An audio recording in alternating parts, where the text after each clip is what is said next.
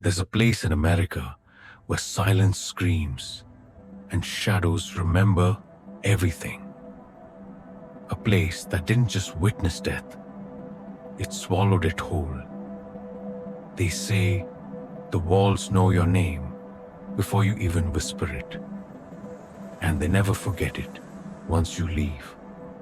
Waverly Hills Sanatorium sits high above Louisville, Kentucky, wrapped in a blanket of mist, overgrown ivy, and forgotten promises. But long before the paranormal teams, the documentaries, and the thrill seekers came knocking, this place was built out of desperation. In the early 1900s, tuberculosis was an invisible monster. It crept into lungs, into homes, into hearts. Entire families were torn apart by a cough. The disease didn't just kill, it lingered. And so, in 1910, they built Waverly Hills, a refuge they called it, a sanatorium that would bring in fresh air, sunlight, and hope. But hope has a funny way of turning bitter, because by the 1920s, that refuge had turned into a factory of sorrow. The treatments were crude, experimental, and brutal. Some patients had ribs removed to make breathing easier. Others had balloons inflated inside their lungs. No anesthesia, no real science, just desperation. And behind every door, another story, gasping for breath.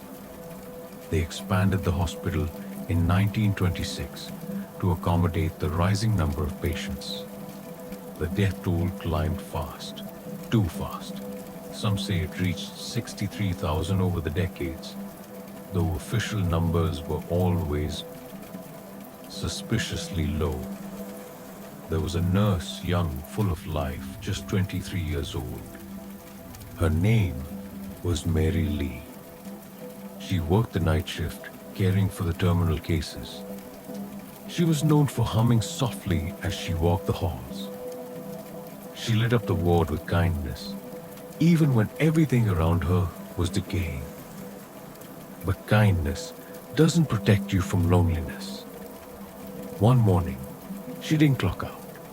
They found her hanging in room 502, pregnant, alone. Her feet just inches above the floor.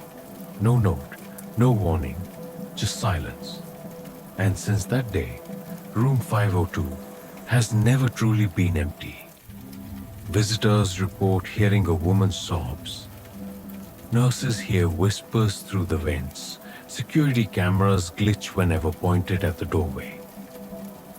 Even the bravest ghost hunters skip that room. But what really chills people is what's underneath. Beneath Waverly Hills is a sloping concrete tunnel, originally built to deliver supplies. But as the bodies began to stack up, the staff started using it for something else. They wheeled the dead through the tunnel quietly, so the other patients wouldn't see the endless stream of loss. It became known as the body chute, 500 feet long, steep, and always cold. Even in summer, it stays freezing down there, no matter the weather. People who've dared to walk through it report hearing wheels squeaking, though nothing's moving. Some swear they've heard the breath of someone standing just inches behind them. Others have felt hands, ice cold, grip their ankles when no one else was there. Why would a hospital keep a tunnel like that? Maybe to hide the truth. But let's step back. You're probably wondering, if so many people died here, where were the records? Why weren't there investigations? Well, tuberculosis didn't just infect people, it infected the system. People were so afraid of the disease, so desperate for a cure, they stopped asking questions. They let doctors try anything. And some of those doctors, they went mad. There are rumors, only whispered now, that some staff members began experimenting. Not just with treatment, but with life itself. They used patients as test subjects, injected strange chemicals, tried to revive the dead. One orderly vanished without a trace. Another was found in the boiler room, burned beyond recognition. The doors locked from the inside. Strange symbols were found, etched into the walls of the fourth floor. Nobody knows who carved them. And here's where things get even more unsettling. After Waverly Hills closed as a sanatorium, it reopened as a geriatric hospital. The horrors didn't stop. They just changed forms. Elder abuse, neglect, more unexplained deaths. And then, it was shuttered again, but the energy didn't leave. Visitors today report cold spots, even in the middle of July. Shadows dart across doorways when no one's there. Doors slam on their own. And if you walk down the south wing, you might hear someone breathing. Loud, rattling breaths that stop the second you speak. There's something about this place that doesn't sleep. And that brings us to the fourth floor. Most tours don't go there. Even the staff are told to avoid it. Why? Because something lives there. It's not a ghost. It's not a person. It's something else. No one's seen it clearly. But those who've walked that floor say they feel watched, followed, hunted.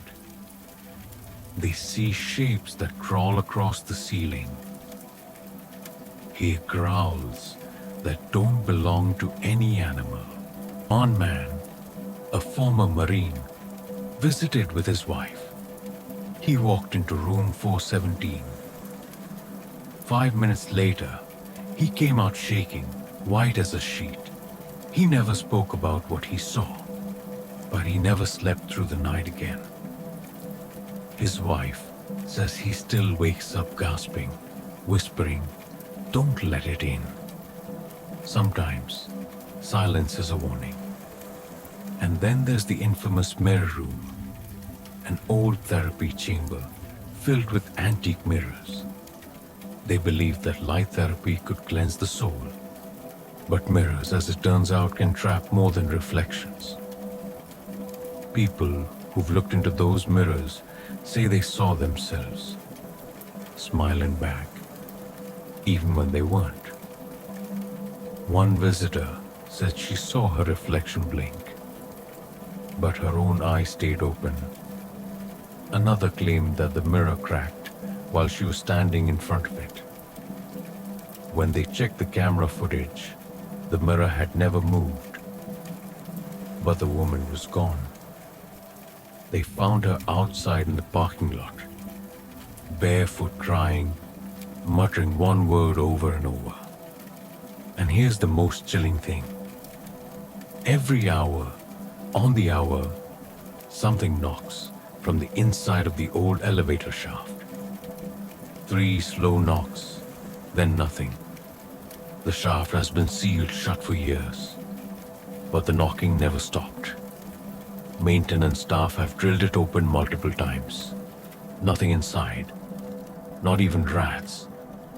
Yet every night, like clockwork, the knocking returns. So why do people keep coming here? Why risk the screams, the shadows, the things that tug at your soul? Because some part of us wants to believe in ghosts. Not the bedsheet kind, the real kind. The ones that remember who they were and who they lost. Waverly Hills isn't just haunted. It's a memory that never wants to fade. But if you think the body chute and the fourth floor were terrifying, just wait. Because in the next part of this story, we'll step into the morgue. And that's where the screaming starts. Down in the heart of Waverly Hills, past the sagging walls and rotting stairwells, there's a place even the spirits seem to avoid. The morgue. It's not on the tour pamphlet. Most people don't know it exists, but the building remembers. The room is still intact. Rusted tables, hooks in the ceiling, drawers along the far wall, large enough to fit a grown man. They used to slide the bodies in, one after another. Sometimes two in the same drawer, if space ran out. The smell, some say, has never truly left. It lingers, low and metallic, like old pennies soaked in rain. Visitors who've dared to enter describe a strange sensation like the air pressing in on them, like being watched by the dead.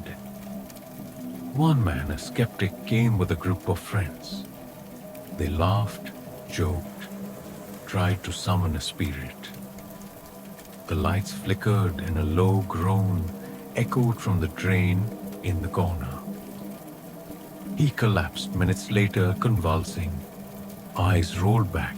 Doctors couldn't explain it. No drugs, no heart condition. But when he woke up, he said a name, not his. A name no one in the room recognized. When they searched the death records later that night, they found it. A patient died in 1933. Massive hemorrhage. Body last seen inside that same morgue. The staff say the drain still runs red sometimes. Not always. Not when cameras are on. Only when you're alone. Now, there's a room adjacent to the morgue. A narrow space with a single steel chair bolted to the ground. No one knows why it's there. It's not part of the original plans. Some say it was used for psychiatric observation. Others believe it was punishment, solitary isolation for patients who acted out. Sit in that chair too long and things start to change. One woman who tried it said the walls began to breathe. Another reported voices calling out her childhood nickname. No one in the group had ever heard it before. The tour guide quit the next day. And this isn't a tale from 100 years ago. That was just last fall. But let's talk about the children's ward. Yes, there was one. They kept it on the second floor. Bright wallpaper, stuffed animals, storybooks with faded covers. But joy never lived there for long. The children were often separated from their parents. They were told they were sick and needed special air. Many never saw their families again. Timmy was one of them. He's the most commonly spotted spirit in the building. They say he's about 6 or 7. Loves to play with a rubber ball. People bring toys for him. Leave them in the hallway overnight. By morning, the toys have moved. Sometimes the ball rolls toward visitors, slowly, as if nudged by a tiny unseen hand. One night, a group of investigators set up a camera facing the hallway. They left a toy car in the center. The footage showed the car jerking forward, then stopping, then again, until it vanished entirely, slid out of frame, and never returned. When they retrieved the toy, they found it in the old elevator shaft. No one had gone near it. The shaft had been sealed for years, and yet there it was. Still warm. One of the team members, a man named Darren, swore he saw a shadow dart past the doorway while reviewing footage, but when he paused the clip, There was something behind the shadow, something much taller, unmoving, watching. It wasn't there before, wasn't there after. Just one frame, and in that frame, two glowing eyes. The children's wing might be small, but its memories are deep. A nurse once claimed she heard lullabies being sung in the walls. Software sweet, in language she didn't recognize. A few weeks later, her voice was caught on tape, singing the same lullaby. She had no memory of it. She never returned. Let's go higher. The fifth floor, a place of confusion, contradiction, and silence. Room 5. O2 isn't the only one hiding stories. There's a small hallway at the end of the wing with peeling green paint and a collapsed ceiling. No one walks it anymore. Not after the night the ceiling didn't collapse. 2 men claimed to see it happen. They watched the plaster fall, the beam drop. One of them was even hit by debris. But when the team returned an hour later, the ceiling was intact, as if nothing had happened. But the man still had bruises. Now, there's something else, something deeply unsettling about the 5th floor. People report a loss of time. Watches stop. Phones freeze. You'll walk in at 3:14 and walk out at 3:14. 30 minutes later. One guest said she felt like she'd been there for hours. When she left, her tour group was already gone. But her watch hadn't moved. Not even a second. And here's something even stranger. There's a painting in the 5th floor hallway. It's just a shape, abstract. No one remembers putting it there. When staff tried to remove it, the wall behind was blank. No damage, no tape, just blank. Like the wall had never been painted at all. But the painting came back the next morning. Every time. In 2017, a group of documentarians from Chicago spent the night in the building.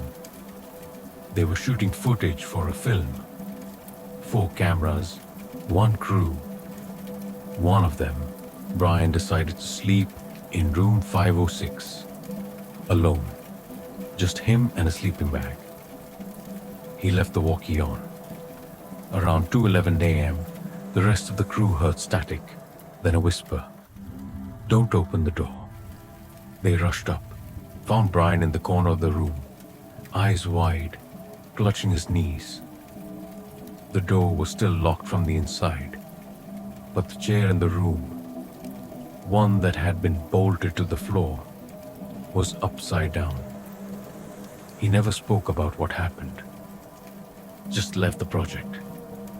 To this day, no one has figured out how that chair was moved. But let's pull back. You might think, okay, it's haunted. But what makes it different? What makes Waverly more haunted than the dozens of other asylums, prisons, or battlefields? It's not the deaths. It's the intention. Waverly wasn't just a hospital. It was a place where people expected to die. They brought their last breaths here. And that expectation, it lingered. The air is thick with it. Hope walked in. But despair stayed behind. An energy like that, it doesn't just disappear. Some researchers believe Waverly sits on a spiritual fault line, like a thin spot between worlds. They call it a veil breach, a place where the line between the living and the dead tears. Which brings us to the birds. Waverly Hills has no active pest control, no loud noises, nothing that should disturb wildlife. And yet birds won't land on the roof. Not ever. They circle it, avoid it, like they sense something we can't. One ornithologist tried recording bird calls near the property. All recordings came back blank, not static, just silence. Nature itself seemed to pause around this place. And then there's the figure, the most consistent, most terrifying entity witnessed at Waverly. They call it the creeper. It's not tied to any room. It doesn't float. It crawls on walls, across ceilings. It moves like it's broken, bones cracking with each movement. Tall, thin, pitch black, no eyes, no face, just presence. People say they've seen it drop from the ceiling in front of them. Others have watched it crawl sideways along the wall and vanish into nothing. It never speaks, never runs, but you always feel it's there. One visitor captured a photo. When he developed it, the image showed a hallway, empty at first glance. But if you zoomed in, there it was, in the far corner, hanging from the ceiling, watching, and it was smiling, not with a mouth, but with its entire body. The man who took that photo lost his sight a week later. Doctors said it was a rare condition, but he swears he still sees the creeper every night in his dreams. And every night, it's closer. This is the part where most people stop watching, where most stories would say, and that's the tale. But Waverly doesn't stop there, because people keep disappearing. A security guard went missing in 2003. His last radio transmission, "I'm not alone up here." His flashlight was found at the stairwell, still on. A young couple broke in for a dare in 2009. Their footage was recovered. Shaky, dark, full of laughter, until it wasn't. The last frame? The girl turning to the camera, eyes wide, whispering, "Do you hear it too?" Her boyfriend was never found, and yet the building remains, waiting, watching. Some say it wants to be forgotten. Others say it wants to be remembered. And we're not done. Because in Act 3, we'll reveal the experiment that never made it to the public. A hidden room, a government file, and a heartbeat that never stopped. There's a room inside Waverly Hills that doesn't appear on the official blueprints. It's buried beneath a rusted staircase, behind a steel panel that blends so well with the wall. You'd never think to look twice. They call it the Red Room. It wasn't discovered until 2006, when a film crew accidentally knocked the panel loose while setting up a dolly shot. Behind it, a short tunnel, about 5 feet long, led to a chamber with no lighting, no windows, no markings. Just a rusted table, 4 restraints, and one massive steel cabinet bolted to the far wall.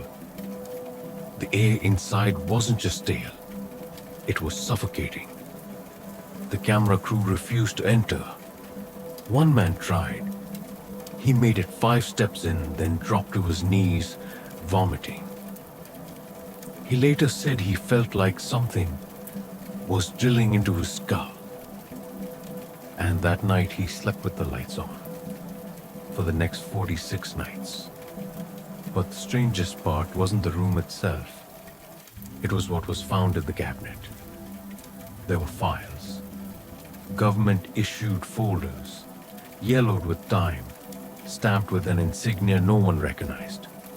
Inside, patient photos, pages of notes, coded entries, heart monitor readings, brainwave spikes, strange hand-drawn diagrams of the human spine.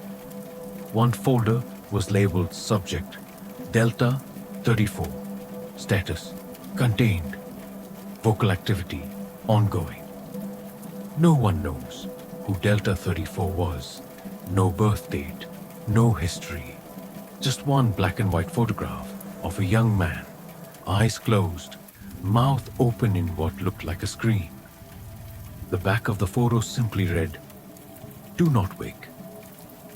This file was shown to a retired military archivist who confirmed one thing. The paper was real. From the 1950s, the ink, the texture, the watermark, it matched old government stationery. But no one, not even historians, could trace the insignia. Here's where it gets darker. That same week, 3 members of the film crew were involved in separate accidents. One fell down a flight of stairs. No injuries, but his camera was shattered. Another totaled his car, claimed he saw someone crawling in the back seat. And the third, he disappeared, vanished. No phone calls, no credit card activity, no digital trace. He had told his wife the night before that something was calling him back, that he had heard someone whispering from the morgue during editing, a voice that wasn't picked up on the mic, but was clear in his mind. And now, he's never been seen again. A decade later, the Red Room remains sealed. A local contractor poured concrete into the tunnel, not out of safety, but fear. The crew refused to enter a second time. One cameraman said he felt watched every time he reviewed the footage, like something on the tape was watching him. But what if I told you the government had visited Waverly Hills before? Back in 1948, records show that a group of civilian health researchers conducted a classified study inside the sanatorium. They interviewed patients, took blood samples, even installed temporary surveillance gear. The project name, Silent Protocol. It was never released to the public. A FOIA request filed in 2011 was denied. Not delayed, denied. The reason? National security. What kind of hospital demands national secrecy? Unless it wasn't just a hospital. There's a theory, fringe but persistent, that Waverly Hills was used to test psychoacoustic frequencies. In simple terms, sounds that alter your brain waves, shift your perception, make you see things that aren't there, or worse, make you feel things that are. The 4th floor, perfect testing ground, isolated, soundproofed, and the patients, already terminal. No family, no questions. And what were they testing? Low frequency waves, somewhere between 17 and 19 hertz. It's called the fear frequency, below our conscious hearing, but strong enough to trigger anxiety, dread, even hallucinations. Several ghost hunters reported violent nausea in those areas. Others heard a hum, barely audible, but constant. One woman claimed she heard her dead mother's voice in the hum. Another heard her own. Now think about that. What if the spirits aren't speaking? What if we're hearing things because something is still broadcasting? That brings us to the tower. The tallest point of Waverly Hills is its watchtower, no longer used, closed off. The stairs have rotted. But one night in 2018, a drone flew up to capture some shots. Just routine footage, except what it captured wasn't routine. In the topmost window, for exactly 3 seconds, a figure stood, not moving, not reacting, wearing what looked like a nurse's uniform from the 1930s. Her face, Missing, not distorted, not blurry, just absent, as if her head was erased. The video went viral, but the original file? Corrupted the next day. Entirely black. Every backup gone. And the drone? Fell out of the sky 48 hours later. What's odd is, the batteries were full. Let's pull back for a moment. You might be asking, why does this matter to me? It's just an old haunted hospital. But here's the thing. People who go to Waverly often return different. Some become obsessed, draw pictures in the middle of the night, wake up whispering names they don't recognize. One man burned every mirror in his home. Said he saw another version of himself. One that smiled too wide. Another woman vanished for 2 days. When she came back, she didn't recognize her family. Not just amnesia. She thought they were imposters. Like something had overwritten her mind. That's when psychologists got involved. Dr. Aileen Graves, a trauma specialist, interviewed 3 former visitors. Each one reported vivid hallucinations long after leaving. A recurring dream of a long hallway filled with fog. A figure at the end, always turning away. And in every case, the dream stopped only when they agreed to never speak of Waverly again. There's one last piece of this puzzle. The room with no door. Staff discovered it in 1999 during routine maintenance. A blocked-off entry, sealed with concrete, no knob, no label. When they broke it open, they found a room untouched by time. Clean, pristine. A table, a notebook, and a cassette player. The notebook had one entry over and over again. She's under the stairs. And the cassette. White noise. Except for one moment. At the 23-minute mark, when a voice cuts in, whispering, "You weren't supposed to hear this. That tape is locked away now. No copies, no digital trace. But there are whispers that the building speaks when it wants to. That some visitors walk in and something else walks out. And here's what will keep you up tonight. What if Waverly Hills isn't haunted in the way we think? What if the building isn't holding spirits at all? What if it's birthing them? And we're the ones feeding it? It was raining the night they shut down Waverly Hills for good. Not a heavy rain. Just enough to smear the windows, to muffle the sound of doors being slammed shut and padlocks being twisted into place. The last staff members to leave the building was a nurse named Evelyn. She never liked to talk about her time there. For years she kept silent, lived in a small cottage just outside the city. But in 1995, after decades of silence, she agreed to speak, just once, on record. The audio never aired. The file was labeled too disturbing, not suitable for broadcast. But parts of the transcript leaked.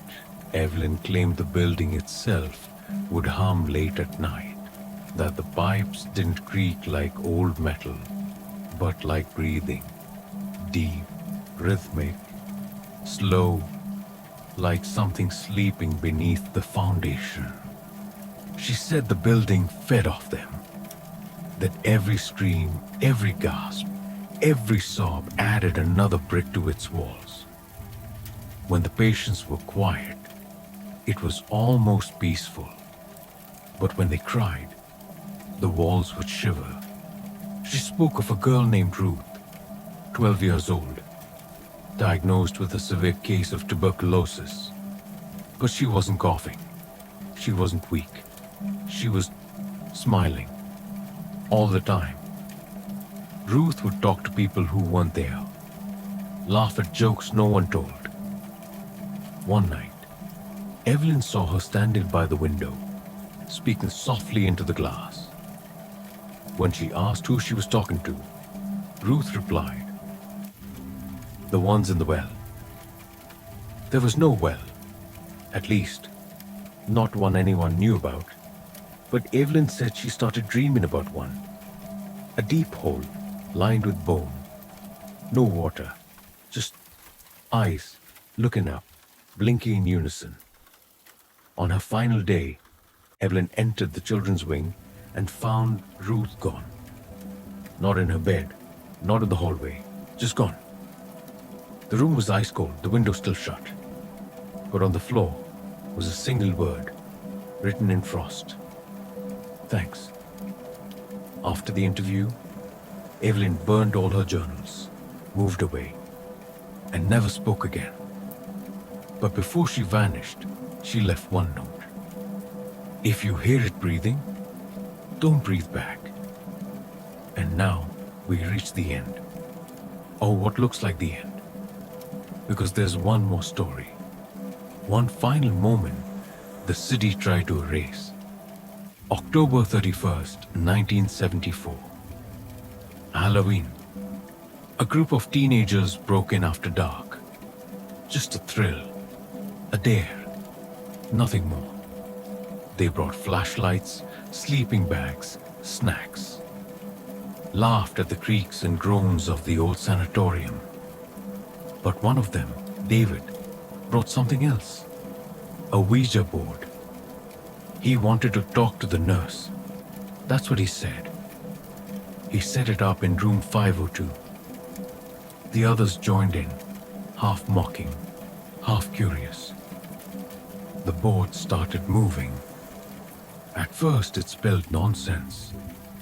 Then it spelled names. 3 of the names were theirs. The 4th, Ruth. Then the board stopped. A cold wind swept through the room. The flashlight batteries died at once. Every one of them. The air turned thick, like water.